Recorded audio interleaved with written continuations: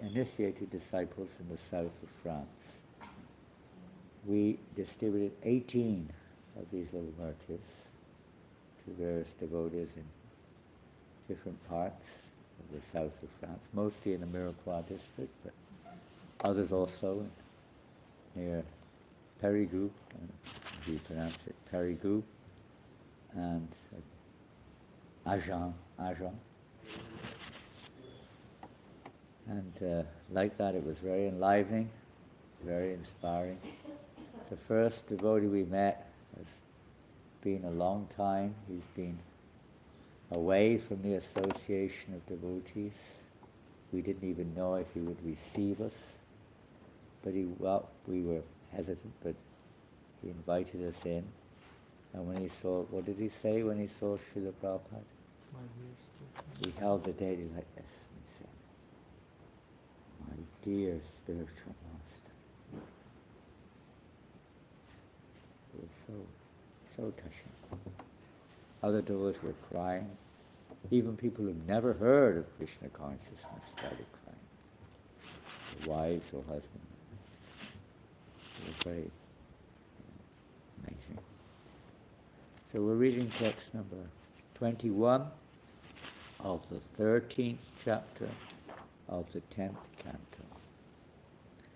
The chapter is entitled Brahma Stealing the Boys and Calves. And this, as we know, is the last chapter where Srila Prabhupada personally translated and commented upon in his great service to the universe by presenting the Srimad Bhagavatam, at least for the Earth planet, in the English language. But it's benefiting the whole universe. So text number 21. Kindly repeat. Tat tat vatsan. Is on the board? Pritak. Nitva. Tat tat goshte. Nivesha. Saha. Tat tat atma. Abhavat. Rajam. Tat tat sadma. Pravishtavan. Tat tad vatsan pritanitva. Tat tad goshte nivesha saha. Tat tad atma pavadrajang. Tat tat sadma pavishtavan. Tat tad vitvatsan pritanitva. Tat tad goshte nivesha saha. Tat tad atma pavadrajang. Tat tat sadma pavishtavan. Tat tad vatsan pritanitva. Tat tad goshte nivesha saha. Tat tad atma pavadrajang. Tat tat sadma pavishtavan.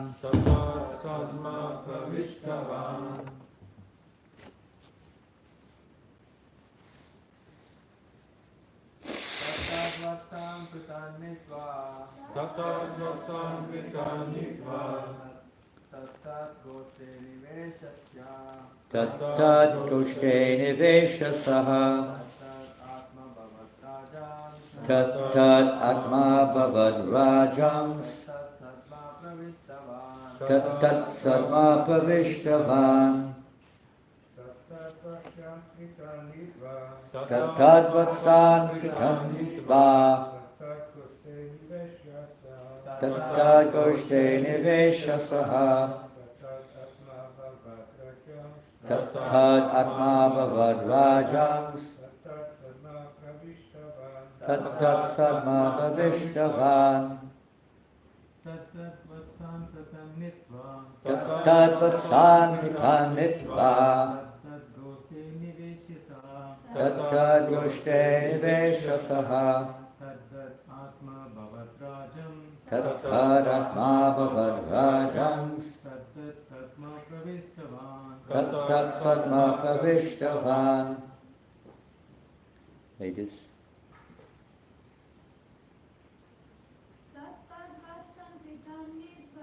Tat Vatsan Nitva.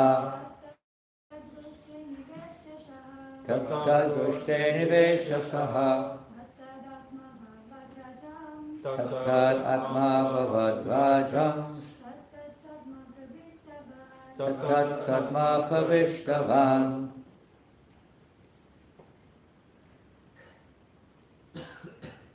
Tat Vatsan. The calves, which belonged to different cows. Pritak, separately. Nitva, bringing. Tat Goshte, to their respective cowsheds. Nivesha, entering. Saha, Krishna. Tat Atma, as originally different individual souls. Abhavat, he expanded himself in that way. Rajan, O king, Parikshit. Tat Sadma, their respective houses.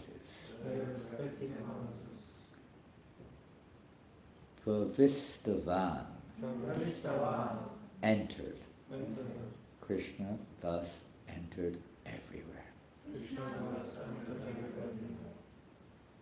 Translation, a short purport. Srila Prabhupada. O Maharaj Parikshit, Krishna, who had divided himself as different calves and also as different cowherd boys, entered different cowsheds as the calves, and then different homes as different boys.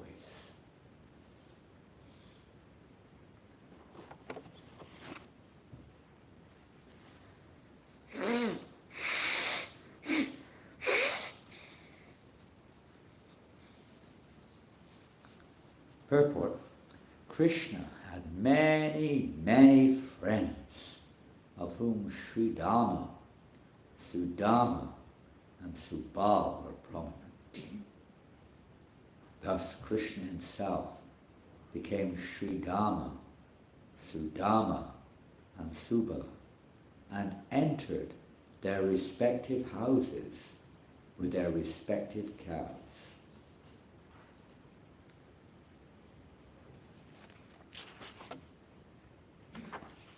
So this amazing pastime of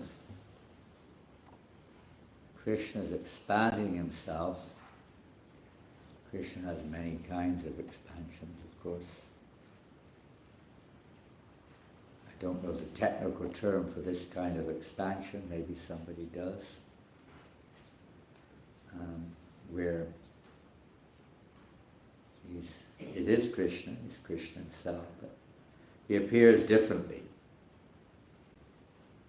Krishna expands himself sometimes in identical forms, like in the Rasa Leela, or in other cases, even during Rasa Yatra, Lord Chaitanya expanded himself.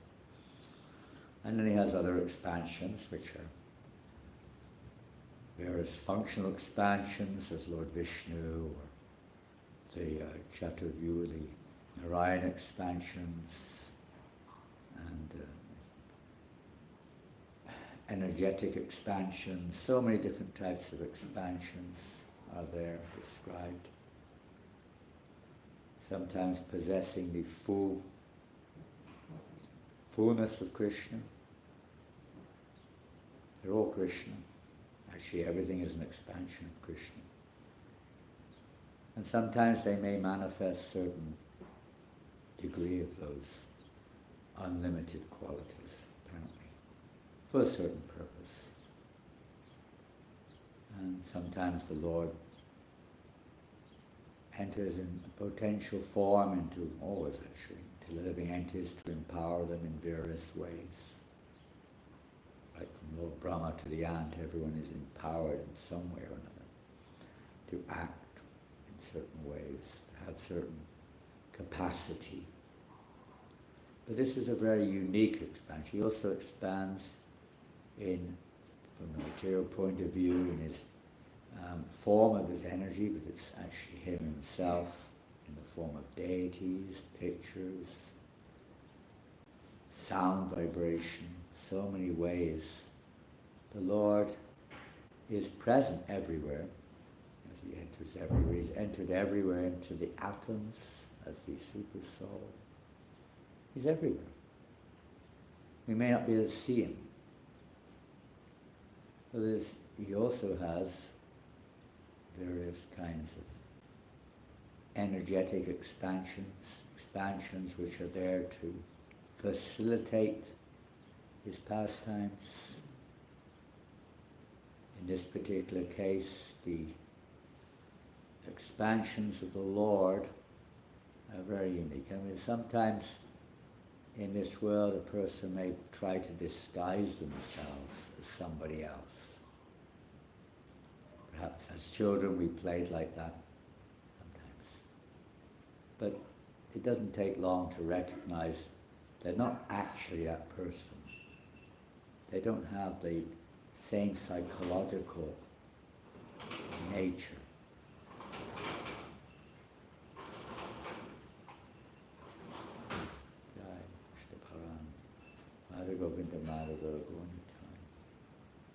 They're different. It's an imitation. It's not the real thing. Even yogis may, sometimes it's said, can expand their form up to 9 times. They're not individuals as such. They're just one person that acts in the same way in each 9 forms. Unlike Krishna, another example is when a different kind of expansion, you could say, when Krishna expands himself in Dwarka. 16,108 queens. Krishna expands himself to, they're all doing different things. When Narada Muni visited Dwarka, he was amazed to see how that same Krishna appeared to be engaged differently in each and every palace simultaneously. But it's the same Krishna. This is the incomparable potency of Godhead. Incomparable. In this world, when people try to disguise themselves, it's just an illusion. Krishna's expansions are reality. In this material world, it's the influence of the material energy that one cannot recognize, the Mahamaya potency, the Lord's potency, that covers. Are you translating or not? She said she doesn't need it anymore. Doesn't need I anymore. couldn't hear you very well, but now it's the Oh, wonderful. So Mahamaya, in this world, she causes us to not see Krishna, to think it's something else other than Krishna. The art of Krishna consciousness, there's a process, but the result of that process is to be able to see, to a certain step, there's a higher level, but in this world, to see how Krishna's potencies are working in everything, and to feel his presence all the time. We may not be experiencing that. We're still attracted or seeing ourselves in the center and seeing the world in relationship to ourselves. We're seeing separately from Krishna. The process of devotional service is to see everything in relationship with Krishna. Whatever it is, even karma, everything, all the objects of this world. So, it's Krishna's energy. The different paths that people choose is the Lord's reciprocation with them. Their desire and their karma combined, Krishna reciprocates. As he says in the Bhagavad Gita, what is that verse? Everything rests upon me as pearls are strung on a thread. Huh? What's the first line?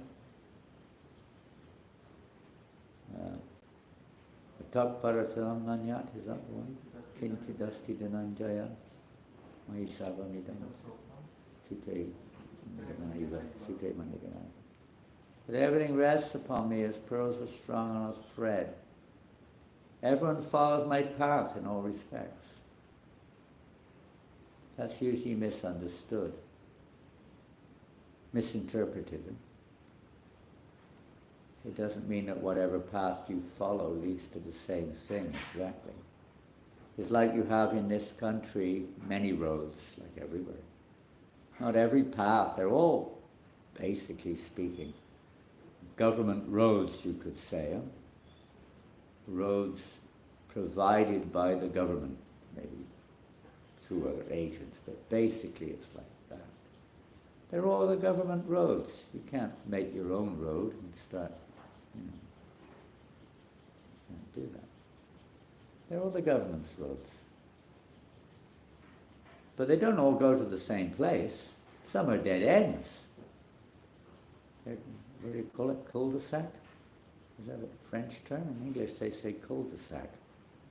A road that, it doesn't go anywhere. It comes to a stop and you have to go back. In English, well, you say dead end, but they call it cul-de-sac in England. Cul-de-sac. It's a French saying. I don't know if you use the same term here, but it's a dead end. Some roads go north, some go west, some go east, some go this way, that way. Yeah, they're all government roads, but they don't all lead to the same place. So yeah, everything is ultimately the arrangement of the Lord, no matter what it is.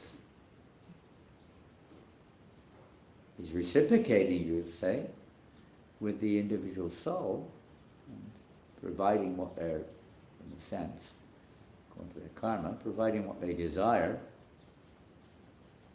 But it's not our energy. We're not the proprietor. We don't make the mind, we don't make the brain, we don't make the intelligence, we don't make the products which we try to manipulate. We're just witnessing and thinking illusion. We're illusioned by the material energy, by Mahamaya. She has this potency of, first of all, covering us over with illusion, and then within that making us think, this is me and this is mine. This is the illusion of this world. So in the spiritual world there's another kind of illusion. Everything in this world has its counterpart in eternity in the spiritual world, or Yogamaya. Yogamaya brings you closer to Krishna. Mahamaya has this tendency to see things separately from Krishna. Yogamaya brings everything closer to Krishna. Although it may be another kind of, you could say almost like, not an illusion exactly, but a covering to enhance the loving exchange of not knowing that Krishna is God. Thinking he's my child, my Krishna belongs to me. Transformative process is to understand we belong to Krishna in the material world. In the spiritual world, different levels are there. on a higher level of Krishna's mind. Just like here, the calves are going home to their various cow sheds, and the mothers are thinking, this is my calf. And they're licking the calf, feeding the calf. But that calf in this case is Krishna himself. Of course, all the residents, cows, calves, trees, birds, humans, whatever form they may appear in, are all unimpeded in their attraction to Krishna, you could say.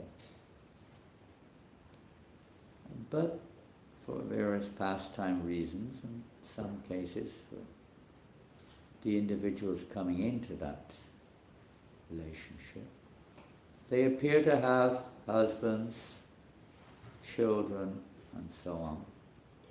And there may be some identification there. They're not completely purified, absolutely unimpeded in their attraction to Krishna. But they're hankering, they would hanker if only Krishna, because Mother Yasoda is the eternal mother of the Lord. They would hanker for having Krishna as their son. The mood is Vatsalya Bhav, the parental affection. And you see that practically speaking, most mothers, I don't know about all, but most mothers automatically, when a new baby is there, even if it's not their baby, are attracted. And they want to hold the baby and whatever. There's a natural attraction. So we can hardly imagine the attraction to baby Krishna. Or Krishna as a young boy. The mothers were, all the other mothers in all the other gopis, in Vrindavan, the elderly gopis particularly, of course, were hankering to have Krishna as their son. So Krishna desires to fulfill that, although they didn't know he was their own son. He expanded, as you've already read. Not an ordinary expansion like that of the yogi, or even other expansions of Krishna. Because he takes on the exact, not just the dress, the color, the form of each and every cowherd boy. There are countless cowherd boys, by the way. There's not just three mentioned here, Sridham, Subal, and Sudama. There are countless cowherd boys. Can you imagine? Billions. It's not just, and a handful, maybe we can try to imitate a few people, but it's very limited effort. But Krishna didn't imitate, he simply expanded himself because everything comes from him. It's not difficult, it's impossible for us. But for him it's not. Just by his will it happened. So he expands himself, well, as the other cowherd boys, which we've heard, were apparently taken away by Krishna, by Brahma, and were out of sight. So Krishna, obviously, is not going to return to Vrindavan with none of his friends, with none of the calves, and simply tell everyone, I don't know what happened, they kind of disappeared, maybe they fell into the Jamuna, got washed away. I don't know what happened to them. Don't worry about it. Why are you so attached?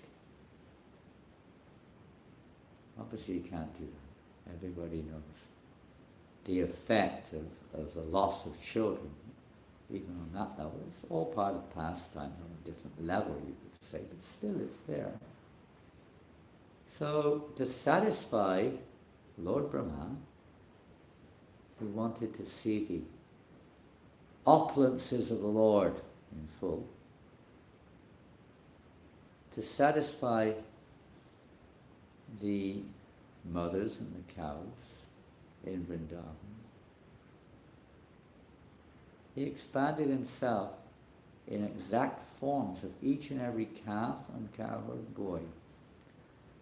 That is inconceivable, I think it is anyway, from a material point of view.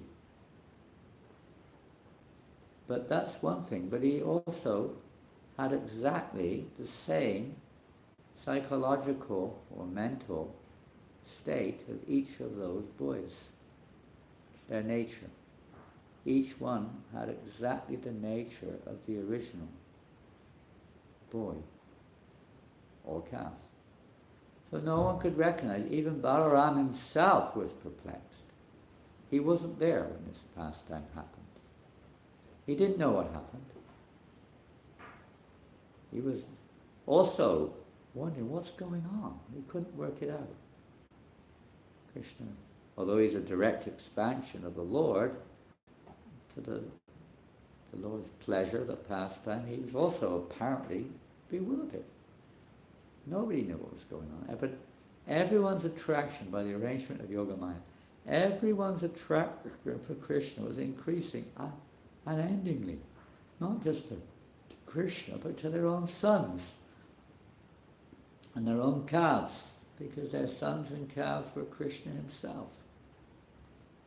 Everyone, all the children were all now direct forms of Krishna, although appearing like cowherd boys, gopas and gopis, or gopas and calves, but the calves. And everyone was feeling such satisfaction that Krishna is my son, Krishna is my calf. Well, they weren't thinking like that, but he was. And they were feeling like that. And this is all going on by the mystic potency of the Lord. The nature of Yogamaya, ever enhancing the pleasure of the Lord. He's Bhaktavatsala, he's always his first intention of the Lord is how to please his devotees. We may wonder what he's doing to us. Sometimes we're not always so happy. Sometimes we're a little bewildered.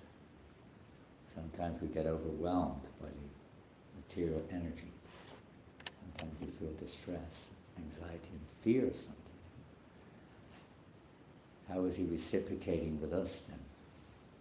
Well, generally speaking, we can understand we're not very advanced devotees.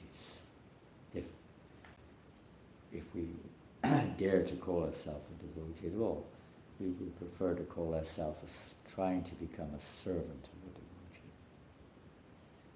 A devotee is quite a high term, Prabhupada said. One time Burijan Prabhu wrote a Vyasa Puja homage in 1968, I think, his first one, to Prabhupada. And he wrote a poem. I did see it once, I don't remember. But the last line said, "My dear Srila Prabhupada, I just want to become a devotee." A very simple poem. You can imagine it's been in the movement a month or so. Very simple. Srila Prabhupada, all I want to do is become a devotee. Prabhupada replied and said, "I very much appreciated your offering, but please, the last line, you have to change it. We're not qualified to be devotees. We're trying to become servants." That's what attracts Krishna. Srila Prabhupada would many times infer we should not try it necessary to see Krishna, but act in a way that Krishna will see us. Goswami Prabhu was mentioning yesterday, he read in the Chaitanya Charitamrita, we were reading and discussing the pastime of King Prataparudra a couple of days ago on Rathayatra Day, the Rathayatra festival in 2 weeks. And we discussed this a little bit, how when King Prataparudra was sweeping the floor in front of Lord Jagannath, the king of Orissa, sweeping the floor with no false pride. He was considering this the greatest privilege, to be engaged in the service of sweeping the floor for Lord Jagannath's pleasure. Lord Chaitanya Mahaprabhu noticed him. That was the turning point, you could say. The turning point in becoming, let's say, noticed by the Lord or achieving the favor of the Lord in the form of his association, his darshan, the opportunity to see him, if you want to call it that. The menial service without any expectation for the pleasure of the Lord. No conditions. At the moment, our devotional service tends to be somewhat mixed. We expect some kind of return in the sense of our own idea of return.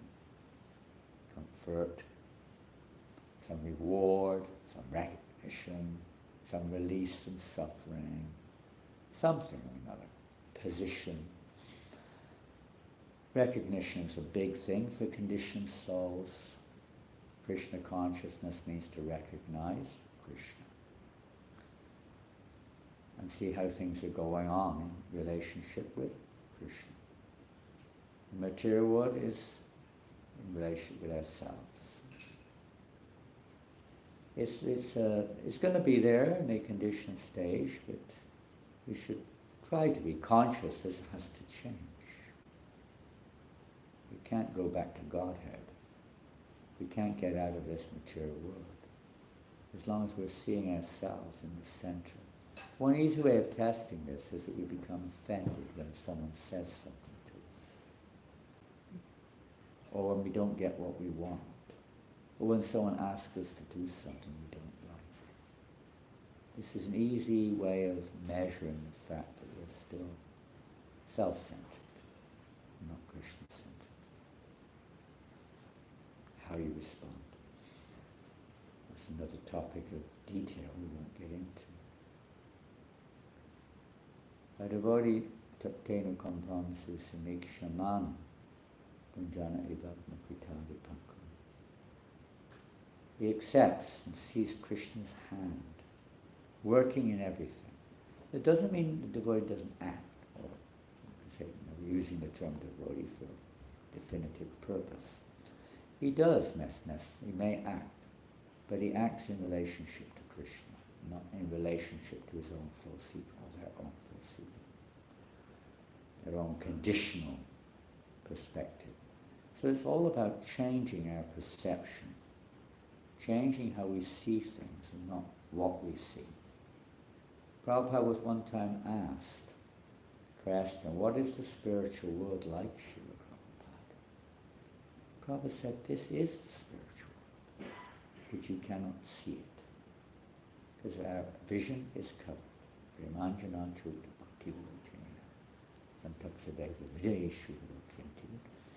Our consciousness has to be with a salve of love of God. How does that develop? Well, as we were mentioning earlier, it doesn't seem like Krishna's bhakta vatsala. Okay, I'm not much of a bhakta, but I'm trying. And I'm still suffering. So what is going on here is that Krishna is reciprocating in a way, as Sridhar Swami, the original commentator on that verse, actually took. The devotee doesn't complain. They just carry on taking shelter of Krishna, understanding that I'm getting a token reaction. You may see it more than that, but it is a token reaction for whatever is necessary. And just depends on Krishna, whatever you wish, my Lord. And Sridhar Swami explains that actually it's the exact necessity. The arrangement is a necessary arrangement of the Lord's to remove this mentality of seeing ourselves in the center instead of Krishna. So you may notice sometimes we respond differently, I know. But in some cases we see ourselves turning to the Lord when in difficulty. I had one disciple just now, actually wrote to them yesterday, I think. And you know that disciple, Suchitra, some of you know her. And they bought a new house, and they had a baby while they were living in the house. And they're using bore water, And they have all the filtration systems which are supposed to be first class, all certified and everything. After 2 years of living there, she was feeling some strange things happening on her skin and not feeling quite right. She went to the doctor, they did a blood test. She had 14 times over the maximum allowed arsenic in her body. Arsenic is a deadly poison. And they traced it back to the water. 2 years. The baby was also taking water from that well, obviously from her mother, his mother, in the womb and when born, the whole family. I mean, it's quite a shocking affair. I mean, some or another in America, there's no protection for such things. It's your problem. And what do? What can you do in a situation like that? I mean, you act. As Krishna says to Arjuna, you act. You try to find everything you can. First of all, to stop taking the poison. You can use this example on a bigger scale, by the way. We're all poisoned in different ways. Stop that, so they're not taking that water anymore. And secondly, you try to do something to, they call it detoxify. And many devotees have been helping, many hundreds of devotees coming to help in various ways, professional help, various things. And just today they've gone down to tremendous reduction. It looks like they'll be okay. But it's quite a shock because, when you have that, you may not die directly from that, but it causes all kinds of other things. And but Krishna says, Arjuna, perform your duty, you could be conscious of me. Depend always upon me. If you forget me, you'll be lost. So they were very conscious of taking shelter of Krishna, knowing that ultimately we can only try our best, but ultimately everything depends upon Krishna. So sometimes these situations help us. You have no choice. There's nothing really. We do our best. One time Radhanath Maharaj, he was in, before he met Srila Prabhupada, picked him.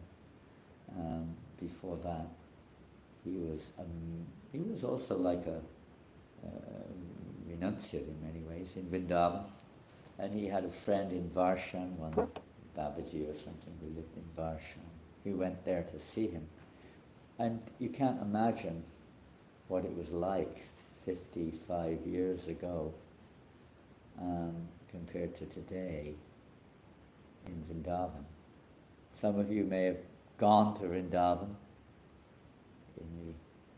We were discussing in this last few days how Vrindavan was, even 25 years ago, what we see as Vrindavan. Again, what do we see as our conditional vision?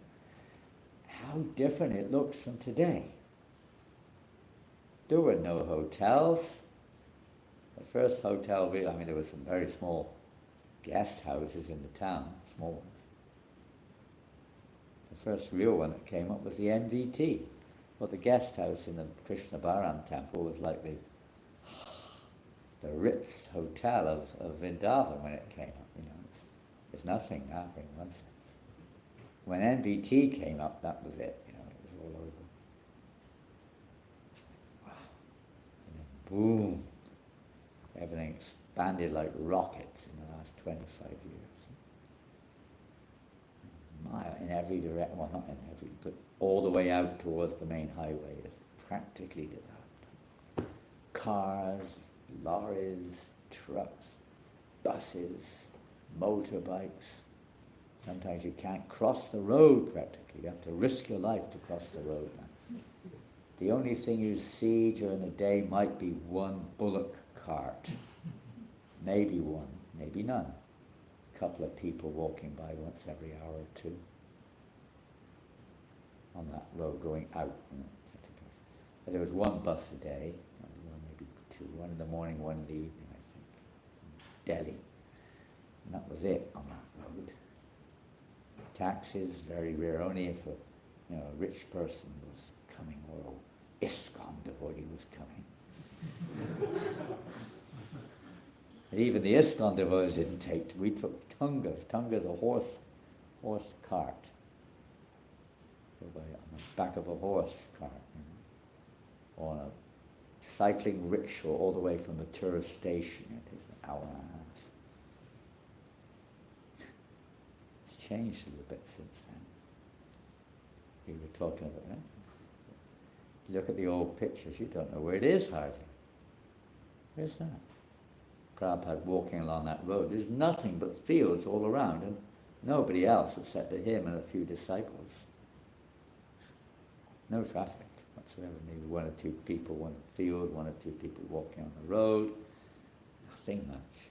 Anyway, he went to Varshan, and it was more like a jungle then. Much of Vrindavan was like a jungle. Not like, jungle like you may envision in Burma or Laos, exactly, but, vegetation everywhere. Trees. Birds, peacocks, everywhere. The monkeys didn't bother you much in those days. They didn't need to. They had plenty of fruit in the trees. There's so many trees, they didn't need to worry. Now, of course, they have no trees left. We've cut them all down to put up our skyscrapers. So he went there, he went to visit his friend. And Vadnath heard that there was a tiger in there. They used to have tigers there. There was a tiger roaming around in the forest just next to where this Babaji was in Varshan. And people were on guard all the time. So he went to see him. And the Babaji had a stick there. And Vadnath, Richard, I think his name, whatever his name was, said, "Don't you know there's a tiger nearby? It's dangerous around here." I said, "Yes." "Why are you staying?" "No problem, I've got a stick." He said, "Do you think the stick will help?" I said, "No. But at least we have to do our part and show that we're acting." He had nothing else, he couldn't get anything else. Depending on Krishna, but he still had his stick. So we have to do some practical things, look after our house, do things, react to irreligious behavior in the appropriate way. But ultimately, these things aren't going on by chance. There's no one to blame except for ourselves. Nobody. As we said the other day, you're not a failure until you start blaming others. You're a complete failure once you start blaming others. You miss this right. Miss the Krishna consciousness. But we still have to act. If someone does something, inappropriate, that has to be dealt with. But we're not necessarily blaming the person. You understand there's a karmic reaction. For a devotee, it's not the same as a normal karma. It's one, if we're feeling happy, we're getting freed from whatever token good reactions we have, and if we're feeling some stress, we're becoming freed of any bad karmic token reactions we have. But whatever it is, Sri Goswami said, it's to remove the mentality which is causing us to be in this world of karma. To remove it and start to let go of trying to control Krishna's energy. Whether it's our mind, whether it's our intellect, whatever it is. Of course, we try to use our mind in service of Krishna. But ultimately, what can we do? Bhakti Vinod Thakur says, it is impossible for the conditioned soul to control the mind's tendencies to be, wavering. It's not possible. But we have to have the desire. And then we make our effort, we have the desire, but what can we do? Material energy is very powerful, what can we do? We're very small. But those who surrender unto me can cross beyond it. It's Krishna who picks us up. It's Krishna who helps us, but we have to have the desire. If we don't have the desire, he's not going to force it on us. Other devotees may try, but we still react. We don't realize what's in our really self-interest, because we're still identifying with our body and mind as the self.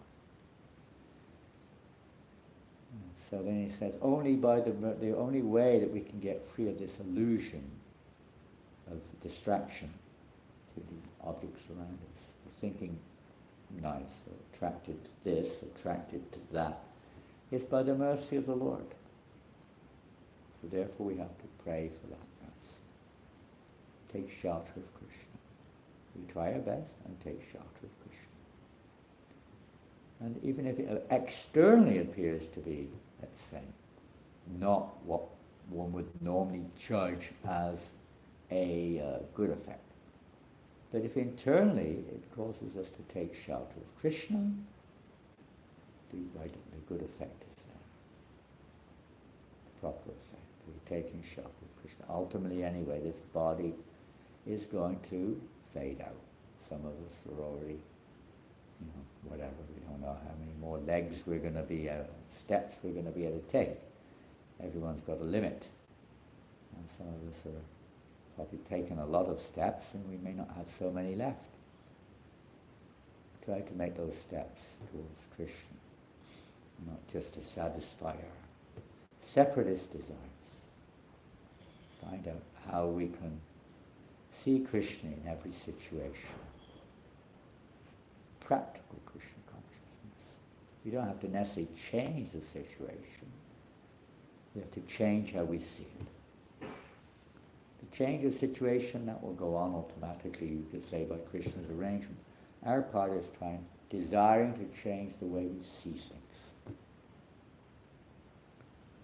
Hare Krishna. So this is on a higher platform, it's on the spiritual platform. There's no false ego at all on this pastime, other than the Brahman. But amongst the residents of Braj, there's no false ego. There's pure ego. Pure ego, what is that pure ego? That pure ego is nothing but pleasing to Krishna. A real ego is simply to please the will of the Lord. So every single one of these cows, calves, boys, mothers, fathers, everyone, their only intention is to bring pleasure to Krishna. And Krishna's intention is to bring pleasure to them. It's called love. In this world, it's still a little, not a little, a lot, self only.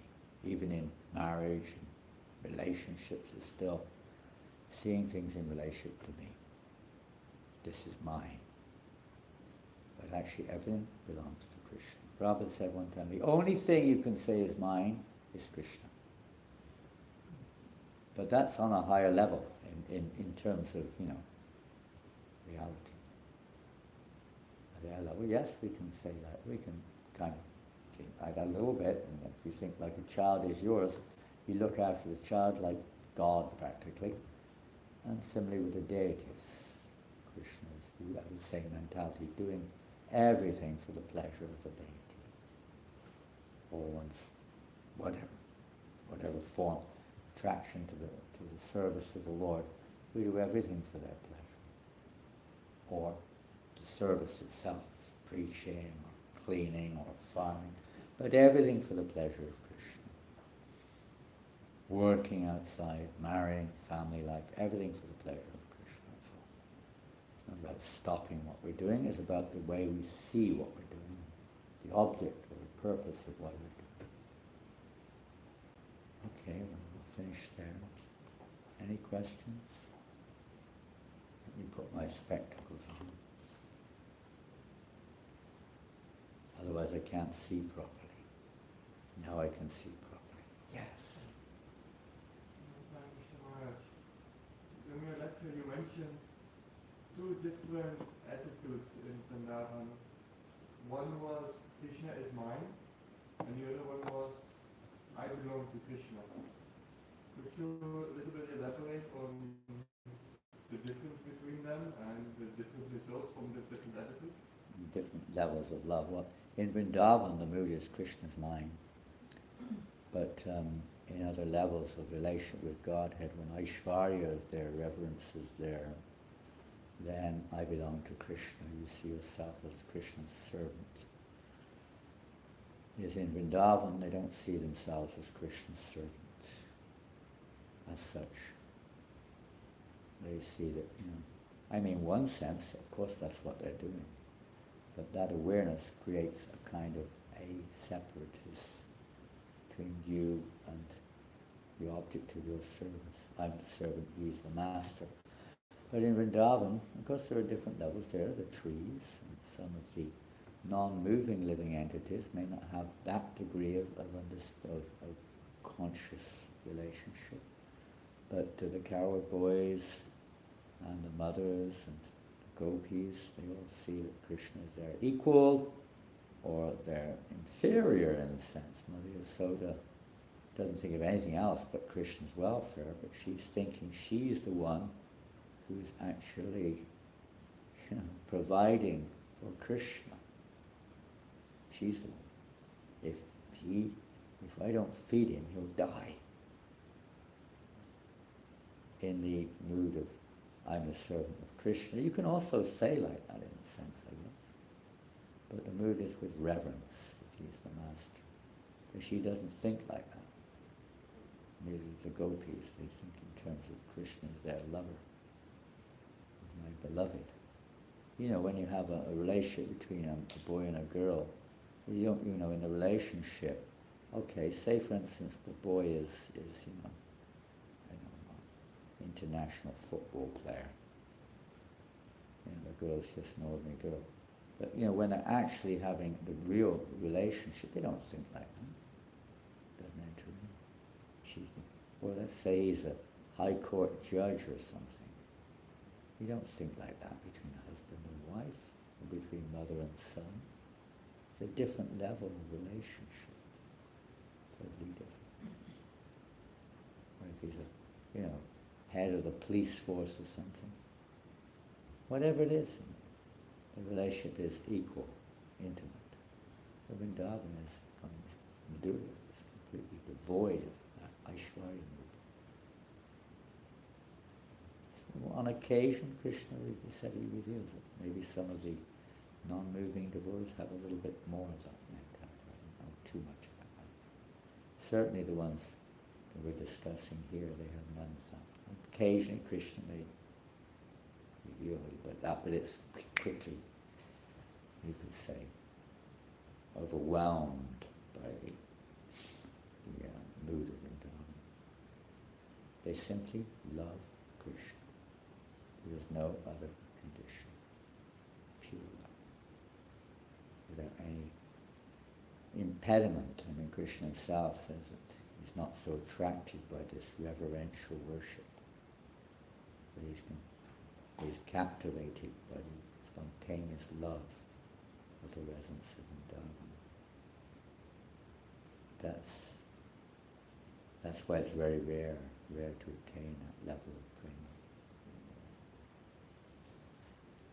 Very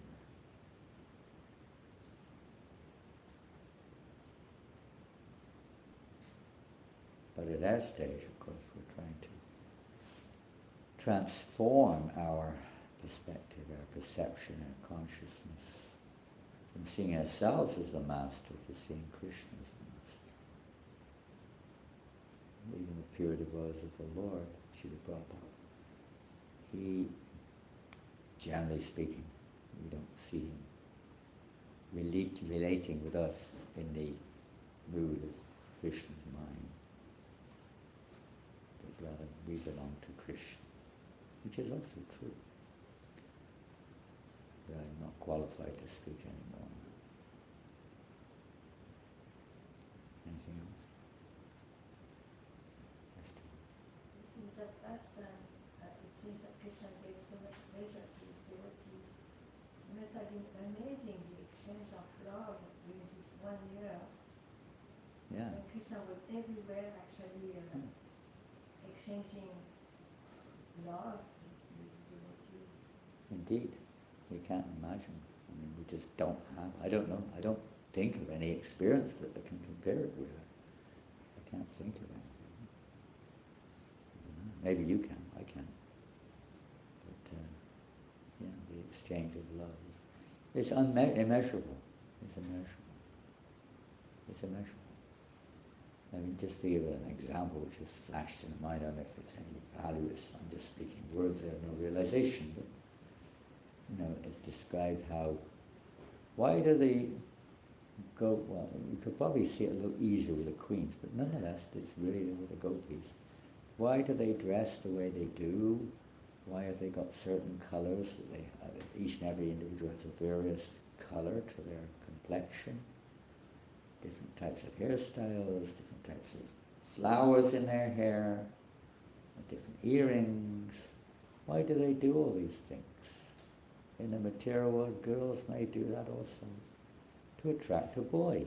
It's the same mentality in a sense, isn't it? It's perverted.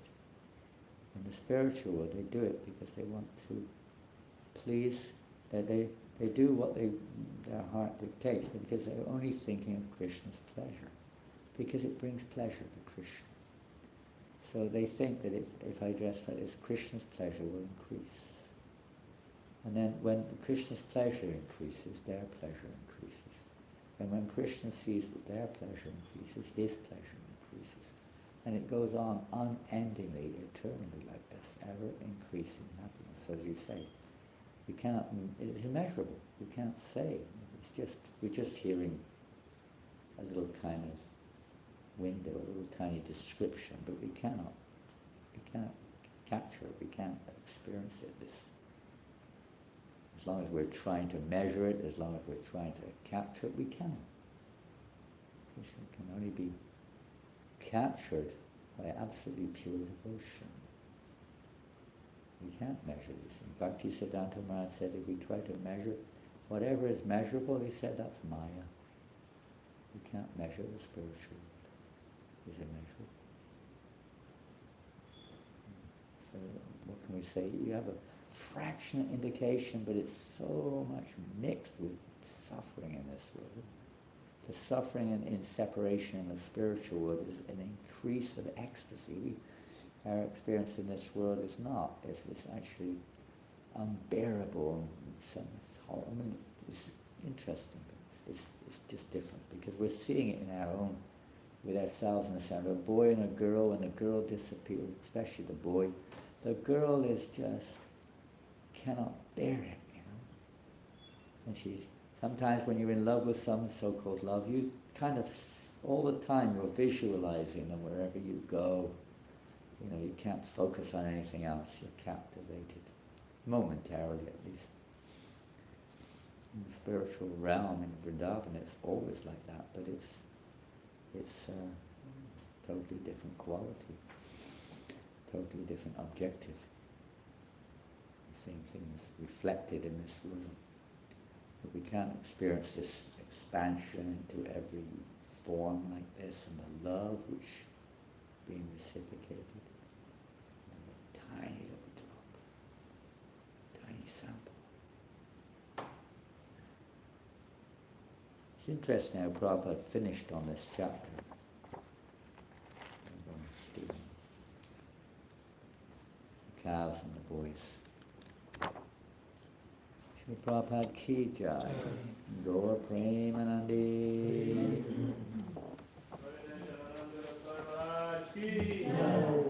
Prabhupada ki jai.